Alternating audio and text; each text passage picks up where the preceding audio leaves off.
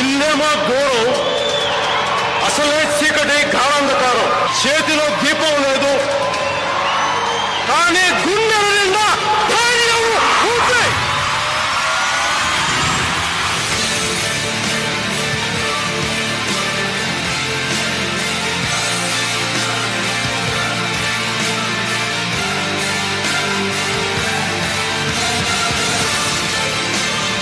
నేను ఈ రోజున రాష్ట్ర ప్రభుత్వాలు కానీ కేంద్ర ప్రభుత్వాలు కానీ అడిగేది, ఒక క్రానిక్ గా ఒక ప్రాంతం వేలాది మంది దశాబ్దాలుగా చనిపోతున్నప్పుడు ఇది ఏ ఒక్క ప్రజాప్రతినిధి దృష్టికి ఎందుకు వెళ్ళలేదు?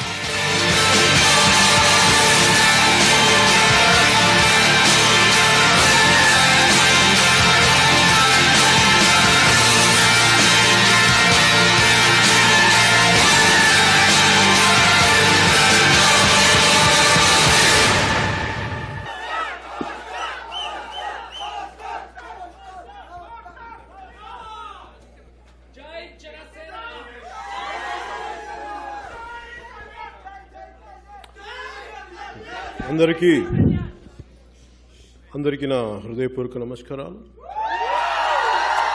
I bow and pay my heartfelt respects to the divinity within each one of you. I also pay my deep respects to the founding fathers of Harvard and to their continuing legacy of excellence in human thought. I would like to convey my heartfelt thanks to the student community of Harvard and the committee who hosted all this, to Mehul and his team. Thank you a lot for inviting me. It's a privilege to be one of the speakers here, and thank you. So you have to understand my situation. The reason is, I started my education at street school.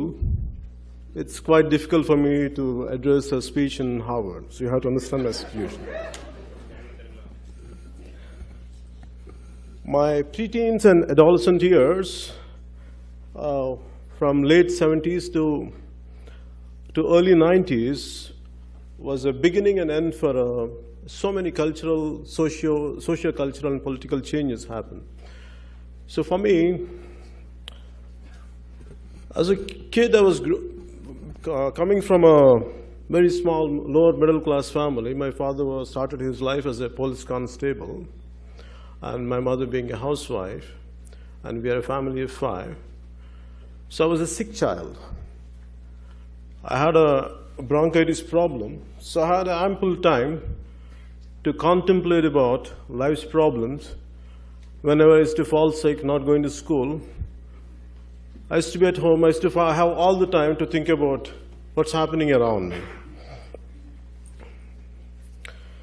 So one day, maybe just finished my street school, which means it's literally on the street, in a small town called Ongol. My father shifted to, transferred to another small town. So they put me to another school, which is definitely a better school than what I used to study there, where I had studied earlier. So in that school, one day we had a lesson. My teacher was telling about, in the class, the lesson's name is Ma Badi. It means our school. The lesson explains how beautiful our school is and what kind of school it is. And we have such beautiful trees, we have a huge playground, and we have a lot of things to play. We have a beautiful library, we have this kind of books. So it goes on, goes on. And suddenly my teacher turned because I said something to my friend and everyone were giggling. And I said, Kalyan, get up. I said, what were you saying? And I said, I had a doubt and I was sharing with this guy. I said, what is it? I said, our school doesn't have a playground and we don't have books and we don't have any trees. And for me, what the teacher did, she told me to get up and she gave me the beating of my life. Till now, I could never forget that. Because for me, the first time I realized in my life what had been written in the books, what had been said in spoken word, and the reality are two different things. So for me, that has become a lifetime obsession to see the gap between what has been said and what has been done. that has become a lifetime obsession. So till now, my obsession is, even in the political manifesto, it still manifests. What they promise and what they deliver are two different things. So for that reason, it has become such an obsession to me. I lost my focus in my education. Constantly I used to see issues everywhere, problems everywhere. So successfully, I failed in my exams.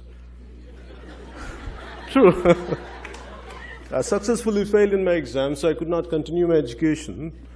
So I had to stop. So the reason was, I was so stressed out, and everyone, all my friends were going to in universities in America, and they were doing good things. And here I've been failing. I failed in 10th grade, I failed in 11th grade, I failed in 12th grade. I was consistently, I was failing. I went into some kind of depression, and I wanted to commit suicide. Because for me, it was such a painful situation. Here, I could see pain and problems everywhere, and my focus is not on the education, on the social ills. So I thought of committing suicide. My brother, I think most of you know that my brother is also an actor. And he had a licensed pistol. Yeah. So I thought of taking his pistol. I want to kill myself for the humiliation, I'm not able to live up what my promise and what my parents had taught of me to become something. There was a pain I had. So luckily I said to one of my family members, and they hold me somewhere, they counseled me, and somehow I could not go ahead with that. And later I had given up my education, and somehow I started doing whatever I could do. Maybe I was experimenting with my life after that. I went into a different kind of education. I did my computers, and I went into yoga. I did a lot of martial arts and everything. I was continuing like that. For me, as we all know that, every individual is a product of his time and environment. This was my environment. I grew up. So finally, what annoyed me and what irritated me was to come into politics after being an actor. For me, to get into acting in the first place, I was not at all interested in acting. I wanted to be a yogi. And because for me, I wanted to be away from this materialistic life. I was deeply in yoga. I was doing a lot of meditations for a few hours. And I used to give a lot of nice spiritual lectures to everyone in my family. Yeah. So one day my brother was quite a hard worker, and he used to work day and night. He used to come home completely tired. Here I said, I used to tell him what life is all about, how we should be detached. One day he was so irritated with me, and he said, "Idiot." Yeah, he called me idiot. Whatever you say, I agree with you. Can you be the same guy and same person, even after being something, after creating something, after getting to something, make something concrete, and achieving something? Could you be the same thing? Then I listened to you, I said. And that was an awakening to me. So it took me some time. Now suddenly life is right in front of me. I don't know this. I missed my education. I missed everything possible. The only opportunity I had was acting. And you have to understand me, I'm quite shy. And even now, if I have to go to shoot, I will never go straight. I always say, go like this, go. I go from a corner and go, and secretly, like first shot, I get into in a discreet manner. Then I feel comfortable. So imagine my plight. When I had started, I was shy, and finally, out of necessity, I had to come out of my own shackles. So what I did, finally after becoming an actor, what my whole passion was, all through my childhood, I was studying society. I was studying things around me. At one point of time in my childhood, because before I was consistently, the reasons why I was failing was, I could see a lot of issues, a lot of injustice happening around me. I wanted to get into some kind of extremist outfits like Naxalites and all. My brother was very worried about my future. He doesn't know how to control me. He thought if I would buy him a gun, maybe he will confine himself not to go into this kind of extremist outfits. But my problem was not about extremity, not about getting into Naxalites or radicals. For me, my problem was how to address these issues. Because for me, I had always seen law, Indian law, any situation, gross injustice happens, the law is applied weakly to the strong and strongly to the weak. That's the problem of our country.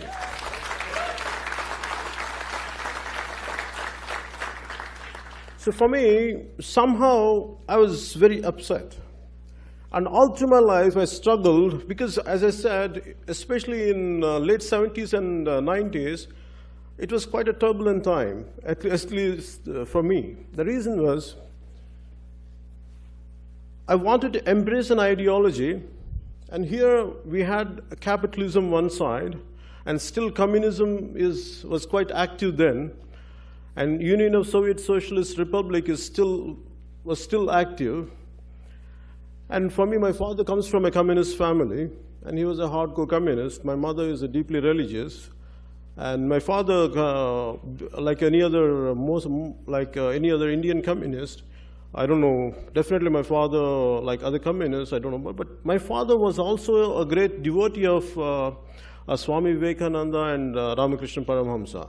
So the contrast of communism and Swami Vivekananda teachings used to be right in my home. It used to be quite confusing for me. So I don't know which one to embrace. So I was to wonder what kind of ideology is needed for me to go ahead. That I had these problems. So for me, as I was going ahead, after I had become an actor, and finally I thought I could not do all this, so let me at least in my films, let me project what I have, what I feel about society. So once in a while, when I get an opportunity, I used to convey it through my films and songs that for an extent, but it did not give me enough satisfaction. Always I used to feel short of something, I used to feel irritated with me.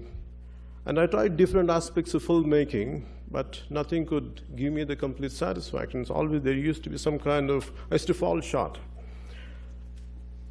So for me, when I had been noticing so many things like the political situation happening around me, the one particular situation was, what hurts me is the divisiveness of our country. For me, Nani Palkiwala, the eminent lawyer who passed away, he's a great role model for me. I keep admiring him a lot. He says, we have Maharashtrians, we have Andhras, we have Tamilians, we have Hindus, we have Muslims, we have every kind of sect except Indians. For me, our society has divided into so many verticals. For me, this divisiveness is to always worry me. And two qualities really propelled me to get into politics was, one is the passiveness of our country, passiveness of Indian society, and the divisiveness of Indian society. For me, the divisiveness I had seen right from my childhood. My father, being a government employee, he used to go from place to place. For me, always for every 2 years, I have to get into a new school and a new neighborhood and with new group of friends. For me, the difference is, you had to get into a new school, and suddenly my language used to change because I was previously in some other place. So my language, my dialect used to change. So people used to see me like an outsider. The only difference is the Telugu, the same Telugu I'm talking about, it's not even another language, the same Telugu for 100 kilometers, the dialect changes, and people used to see me as an outsider. So they could never embrace me completely. So that used to confuse me, that used to make me ponder why. In the same way, I had seen the passive attitude once in my childhood when I was in 7th grade. My sister was she's around 16, 17 then, she used to go to a dance school. And my father being a policeman, and my sister went for a dance class one evening, and she came back crying. What exactly happened was a local thug caught hold of her hand. He was dragging her like he was taking her away. And so many people were just blindly looking at it. No one had moved, not even an inch. And finally something happened. She had to rescue herself, and she came back crying, and she came back home running. For me at that age, I was filled with rage. I want to kill that guy. It was mad for me. I went mad.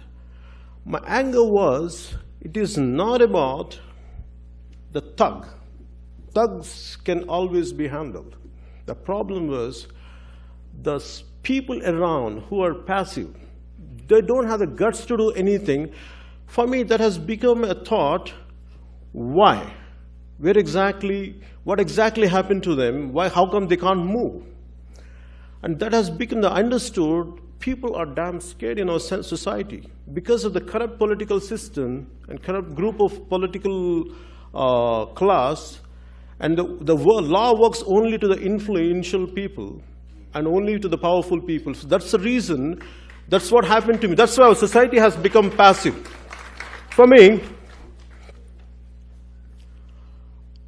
that was the reason. I had seen the same attitude was getting multiplied every day and every day.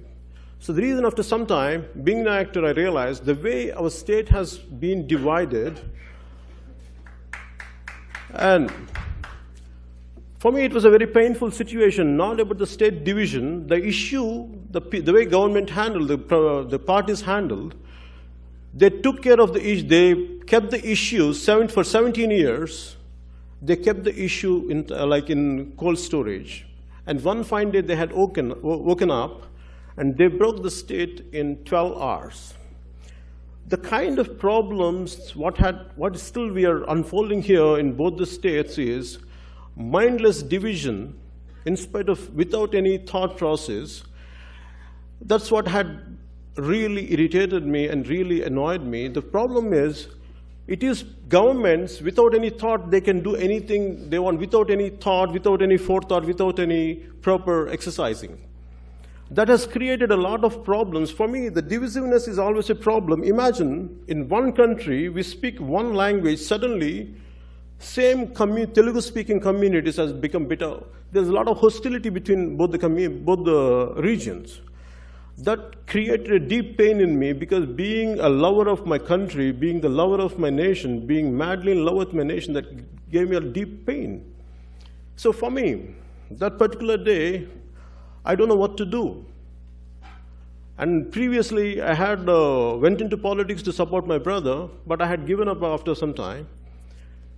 And the only thought was, I want to unveil the truth. I want to show the problem what exactly, the way it should be, the way to look at it.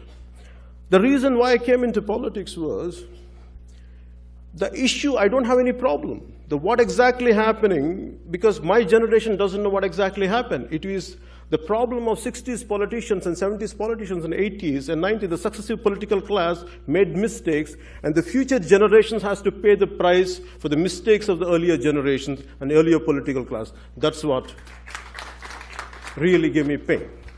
So that's the reason what made me to come into politics. And for me, the problem here is I don't have much time to communicate to you. Maybe tomorrow I'll communicate to you.